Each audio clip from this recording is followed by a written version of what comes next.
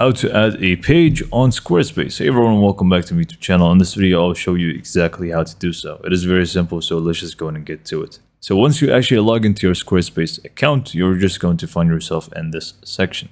So you're going to find the website option, make sure you click on it, and then you should be able to find pages. So once you click on pages, this is going to be the list of all the different pages that you have for your site.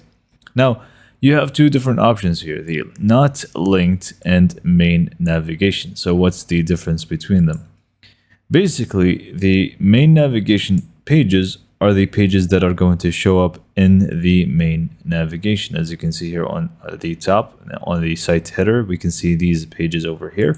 But the not linked ones are basically pages that are not going to appear there. So whether we click on the plus icon here or here, the only difference it's going to make is whether we want it to be in the menu or not. That's pretty much all the difference between them is.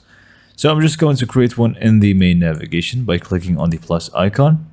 And you are just going to start by finding a bunch of templates to choose from, as you can see. Or you can even start with a blank page, which I don't really suggest. I suggest that you select a template that you like and you start by editing it like so. So you just created a page, name it whatever you want. We're just going to name it test.